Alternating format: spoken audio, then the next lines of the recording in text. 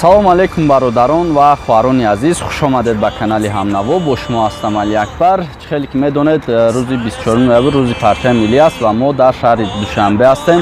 ҳозир аз шаҳрвандон пурсон мешавем ки дар бораи парчам чӣ медонанд. Барои пешрафти кори мо якум дар видео лайк монед ва видеоро худи ҳозир дар имо, WhatsApp ва дигар шабакаҳои иҷтимоӣ паҳн кунед. Якҷоя ҳозир савол метиҳем, мебинем ки чӣ ҷавоб метиҳанд. Меравем. Салом алейкум. Якум худатонро муаррифӣ мекардед? Ман Санҷар Раҳматов ҳастам, донишҷӯи курси сеюми факултаи ҳуқуқшиносии донишгоҳи Словения, Россия ва Тоҷикистон. Саломат бошед. Парчами давлатии Ҷумҳурии Тоҷикистон аз кадом рангҳо иборат буда, дар он чӣ таҷассум ёфтааст? Парчами давлатии Ҷумҳурии Тоҷикистон аз се ранг иборат аст. Ин ранги сурх, сафед ва сабз мебошад. Ранги сурх ин ҳамчун маънои онро дорад ки ҷоннисорӣ ва муборизаҳои халқ ва кишвари Тоҷикистон барои расидан ба озодӣ, сулҳ, амнияти мамлакат мебошад. Ва ранги сафед бошад, ин бахт, саодат ва ҳамчун умедвории мардум ба як роҳи иқболи накӯро таҷассум мегардонад. Ранги сабз бошад, ин хуррамӣ, ободӣ, шукуфоии мамлакатро нишон медиҳад. Салом алейкум. мо дар бораи рӯзи парчами миллӣ аз шаҳрвандон пурсон мешавам саволҳо, ё ин ки шеър донед. Шеър шумо кадомашро барои мо пешниҳод? Албатта як шеър қироат мекунам. Марамат кунед як шеър барои рӯзи парчами миллӣ. Дирафши коваи оҳангари эй парчами миллӣ, навои эътиқоду боварӣ эй парчами миллӣ, намоёни миёни садҳазорон рамзи дунёи, шукӯҳи бахти моҳро ахтари эй парчами миллӣ. Ташаккури зиёд ба шумо муваффақ кунам. Салом алейкум. Хеле бародарон, хуб. Якум худатонро муаррифӣ мекардед? Ман Қурбонов Амонулло, донишҷӯи курси дуи ихтисоси менеҷменти сиёсӣ донишгоҳи миллӣ мебошам. Рӯзи 24 ноябр кадом рӯз аст? рӯзи 24 ноябр ин рӯзи парчами миллӣ мебошад, ки ҳамасола мо 24 ноябрро чун ҳамчун рӯзи парчами миллӣ ҷашн мегирем ва ин рӯзи 24 ноябрро ҳамчун як рӯзи хотирмон ва ҷашнҳои идӣ дохил карда шудааст, ки мо ҳамасола инро ҷашн мегирем. Ташаккури зиёд ба шумо муваффақ. Салом алейкум. Хеле бародар, саломатун аст? Мешарамам. Якум худатонро муаррифӣ мекардед? Ман Бобои Меҳроб, донишгоҳи курси сеюми донишгоҳи давлатии молия ва иқтисоди Тоҷикистон, факултети ҳисобдорӣ ва омор. Чхел ки ба ҳамагон маълум аст, рӯзи парчами миллӣ аст. Дар бораи парчами миллӣ ҳамон чӣ медонед? Дар Ҷумҳурии Тоҷикистон бошад, ҳамон рӯза 24 ноябр соли рӯзи парчами миллӣ ҷашн гирифта мешавад. Дар бораи таъсисёбии парчами миллӣ чӣ медонед? Парчами давлатии Ҷумҳурии Тоҷикистон бошад 24 ноябри соли 1999 дар иҷрои Маҷлиси шӯрои олии Ҷумҳурии Тоҷикистон татбиқ карда шуд ва тасдиқ карда шуд, ки дар он ҳама рӯза 24 ноябр ҷашн гирифта мешавад. Бо дастгирии асосгузору сулҳу ваҳдати миллӣ, пешвои миллат муҳтарам президенти Ҷумҳурии Тоҷикистон муҳтарам Эмомалӣ Раҳмон 24 ноябр рӯзи парчами миллии давлатӣ ҷашн гирифта мешавад. Дар бораи парчами миллӣ ягон шеър метавонед замзама кунед? Парчамат бодо парафшон эй кишварам, мулки дилошо буд эй кишварам. Тоҷикистон ба пеш. Салом алейкум. алейкум. Якум худатонро муаррифӣ мекардед? Ман Иброимова Ширинмо, донишҷӯи коллеҷи тиббии ҷумҳуриявӣ. Кандум курс? Якум. Якум курс. Шумо? Манам донишҷӯи коллеҷи тиббӣ. Якҷоя мехонед? Рӯзи 24 ноябр кадом рӯз аст? рӯзи парчами миллӣ. Парчами миллӣ. Ягон шеър замзама карда метавонед? Дар бораи рӯзи парчам. Дони агар якум. парчами Тоҷикистон 7 ситора дорад, сурху сафеду сабз аст, ба худ нишона дорад. Ташаккури зиёд, роҳи сафед муваффақ. Хеле хуб. Якум худатон муаррифӣ мекунед? Ман Мумиев Зиёдин аз Ҳамавиҷ, донишҷӯи курси сеюми донишкадаи соҳибкорӣ ва хизмат ҳастам.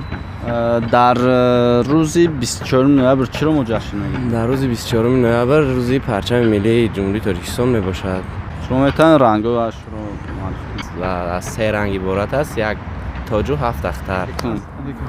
Якум худатонро муаррифӣ кунед? ман Раҳмонзода Мирзораҳим, донишҷӯи курси дуюми факултети физикаи донишгоҳи миллии Ҷумҳурии Тоҷикистон мебошам. оё кадом сол парчами давлатии мо дар ҷаҳон рекорди Гиннеса дохил шуд? 3 августи соли 2011 бо ибтикори асосгузори сулҳу ваҳдати миллӣ пешвои миллат президенти ҷумҳурии Тоҷикистон муҳтарам Эмомалӣ Раҳмон парчами баландтарин дар маркази ҷумҳурии Тоҷикистон яъне шаҳри Душанбе бо дарозии 165 метр барафрохта шуд. Ин ҳам бошад қадршиносӣ ба арзишҳои миллӣ мебошад.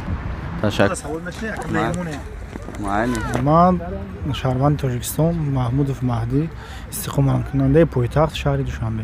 мо рӯзи 24 ноябр ба ҳама маълум аст ки рӯзи парчами миллӣ аст. Чӣ медонед? ман медонам ки рӯзи парчами миллӣ рӯзи 24 ноябр ҳар сол қайд карда мешавад. парчами мо яке аз парчамҳои баландтарин дар ҷаҳон ҳисобида мешавад ки баландиаш 165 метр ва бараш паҳноияш 60 ба 30 мебошад.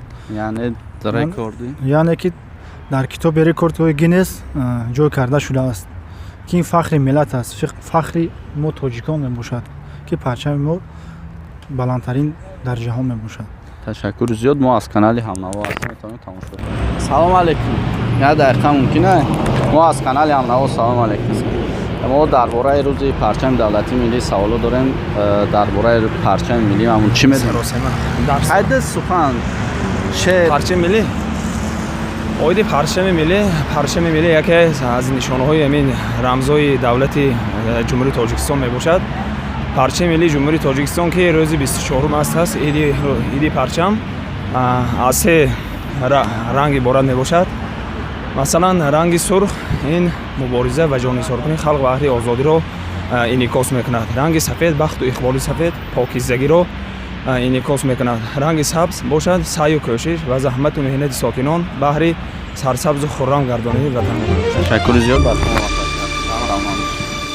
جان فدا در راهی پیمان کرده صد بیابان را گلستان کرده سرزمینی پاره پاره گشته را جمع کرده تاجیکستان کرده سرزمینی پاره پاره گشته را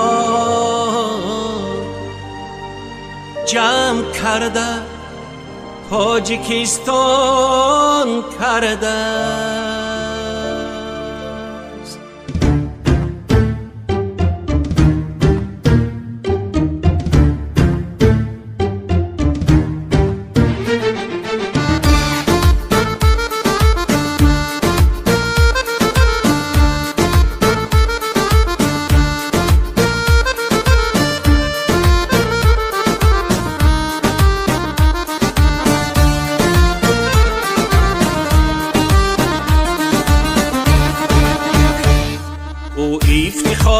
نصرتی ارمان ملت فرخنده بخت و حمد و ثنا خوان ملت فرخنده بخت و حمد و ثنا خوان ملت گویان مدام یارو برادر به هم شویم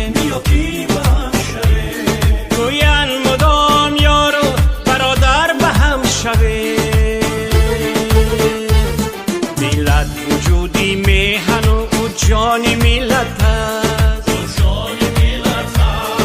ملت وجودی میهن و جان ملت است او جان ملت است او جان ملت است ثنا خوان ملت است او جان ملت است او جان ملت است ثنا خوان ملت است. من یک شیوه میکردم که در امان وقت روباری در کار بود که فدایی ملت باشد خودش را قربان کند و ملت را سرجم اوید با پرچم ملی ممکن است سوال کنم اکنون خودتون رو معرفی میکنید؟ من هنگامه قناعت دانشجوی کورس 2 دانشگاه طبی. мо дар бораи рӯзи парчами давлатии миллӣ саволҳо дорем. Дар бораи парчами миллӣ чӣ медонед? چی پرچم ملی 24 نوامبر همچون روز پرچم ملی در سراسر جمهوری ما جشن گرفته میشه.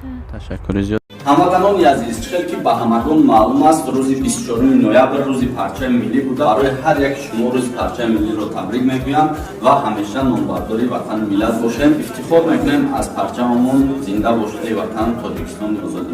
از این وطنی بدان که صاحب وطنی. канали мо дар сомонаи YouTube ҳамнаво обуна шав ва аз видеоҳои нав бохабар бош.